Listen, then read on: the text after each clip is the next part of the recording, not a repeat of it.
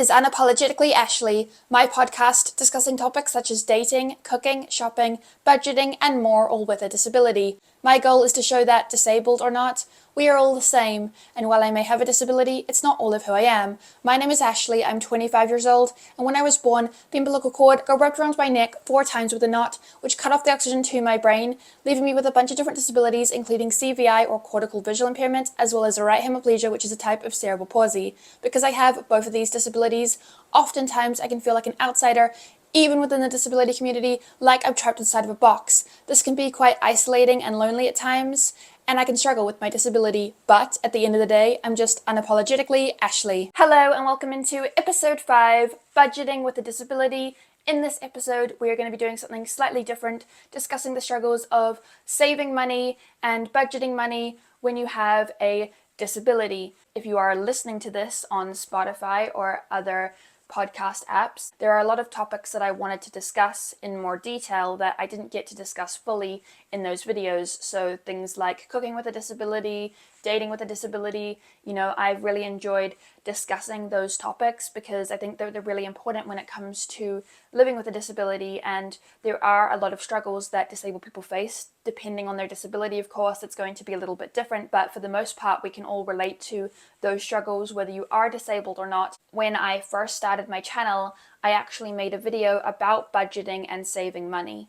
So I'm bringing that back right now and going to talk about it because I raised some really good points in that video, and I want to just kind of elaborate on them in this podcast as well because I think they're very important. And no matter whether you have, been with me since the start of my channel or you're just hopping on for this podcast, I really wanted to have a safe environment for us to discuss certain topics that I know a lot of people struggle with due to having a disability, and saving money as well as spending money as well as just having enough money to live your life is something a lot of disabled people struggle with. Now, when it comes to my disability, my vision impairment is quite severe, meaning that I can't really get your typical jobs like working in a restaurant, for example, or working in a clothes store, because when it comes to my vision impairment, I can't see well enough to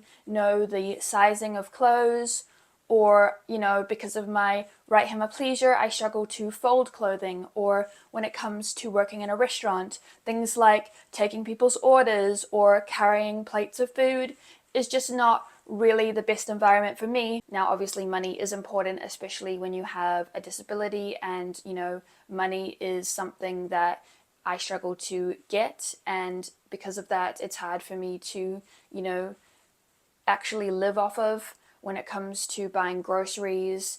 The price of living has definitely gone up in the past couple of years, and so that means that for someone like me, it is very tricky to have the ability to get money. And when it comes to having a job, like I said, it's very tricky to find a job where they will be understanding of my disability and the fact that I need a little extra sensitivity around certain things, or there are some health hazards and things like that. When it comes to certain jobs, there can be some risks because of my vision impairment, so it is tricky to find a job that I can do. I would really appreciate it if more people could subscribe and, help me to become monetized and, bring in a little extra money. For a lot of creators, especially disabled creators, that was how they were making money. When it came to the video I made on money and budgeting, I put it into 2 different categories, and I made a kind of chart, and I talked about the chart, so I'm going to talk about it again now. If you are someone who has a disability, or even just someone who struggles to save your money for whatever reason, one of the things you can do, and I'm going to make this really simple, let's say that you get paid $20 a day, you work 5 days a week for a select amount of hours, and you get paid $20. You can put $10 into your saving account and $10 into your spending account every single day, and by the end of the week, you'll have 50 in savings and 50 in spendings. And, you can just keep doing that each week. You'll get, 100 in savings and 100 in spending. and, whether it's daily use or spending, whatever you want to call it, and then savings, it's really important to learn about how to work with money and how to save your money. And that is important regardless of whether or not you have a disability. I think that when it comes to saving and spending money, it's very important to understand money and how money works. I think a lot of people don't fully understand the importance of money and sometimes can end up spending way too much money. It's about having the money to buy groceries for yourself and to buy clothing for yourself so that, you are able to function in society. You have food every day.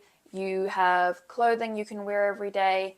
Things like that. It's your life, so whatever you choose to spend your money on is up to you. Whether you want to worry about savings or spendings, personally, I think that when it comes to money and finances, it is important to have a saving account and a everyday use or spending account, and to split it in half. You can put more in your savings than you do in your spendings, or vice versa if you want to. Like if you get paid $30 a week and you want to put 10 in savings and 20 in spendings, or vice versa, like it's your choice. But at the end of the day, you want it to be somewhat even, and that's why I use the $20 example, because it's very easy to count in tens, to be like, okay, I'm going to put 10 in savings and 10 in spendings, and by the end of the week you've got $50 in both, so you've got $100 altogether, and that keeps going for every single week. And that's the easiest way to divide it, because when it comes to anything that you're going to count, you want to make sure that you can count easily, and counting in tens is pretty easy. Now again, depending on how much you get paid each week, like let's say that you get paid $40 or something instead of $20, it's the same thing where you would put 20 in savings and 20 in spendings. Say to yourself, okay, what are my priorities right now? And that's something you should ask yourself every single month. You want to create kind of calendar for yourself and draw a circle for where you get paid at the end of the month. And, that big ticket item that you really want to buy for yourself, you are allowed to buy at the end of the month, as long as it's not like a massively big thing. But, that takeaways that you wanted, get takeaways at the end of the month instead of at the end of the week. The most important thing is not having the money, but rather what you're spending it on. And for me personally, when it came to, the money in my savings, I was being pretty careful with, not spending too much money on big things that I really wanted. You want to make sure that you are buying necessary things as opposed to things that you don't need right now. Hence the idea of saving. People will save to go on a big trip. They will save up to get a house. They will save up to get a new car. Saying to yourself, okay, this amount is going to go into my savings and this amount is going to go into my everyday or spending account. And when you get to that point where you can look at your savings and go, this is a good amount of money, no matter how much money you actually have in your savings, you want to always have it when it comes to buying something big. It could be really easy to say, oh, I've made like $500 in my savings. I'm going to spend it all on this big trip I want to go on. Well, it's going to run out pretty quickly if you do that. You're better off saying, oh, I've only got 500. I can't really afford to go on this trip right now.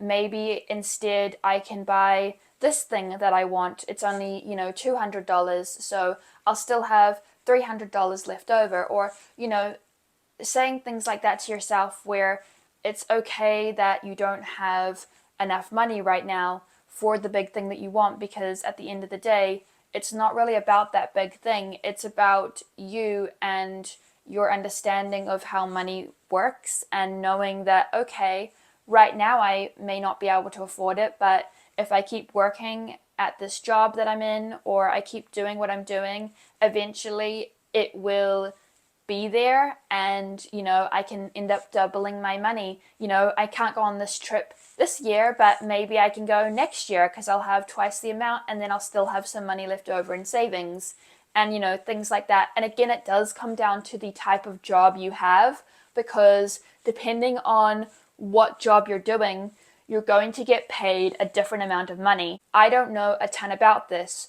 It's just that as someone with a disability, having to rely on my parents since I was young, I want to be able to afford things for myself with my own money.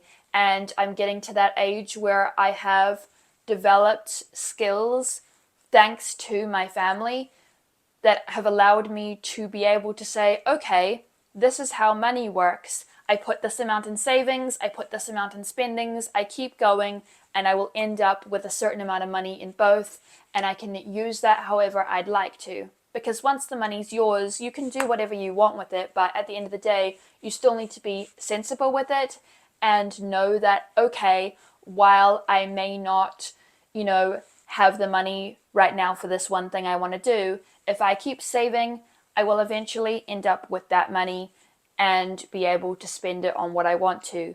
And just that knowledge versus someone who, doesn't really understand the value of money may, use it and then lose it. So it is really important to understand, okay, this is how money works, and this is why it's important to save the money that I have now. But thank you guys so much for listening, and I'll catch you in the next one. Bye!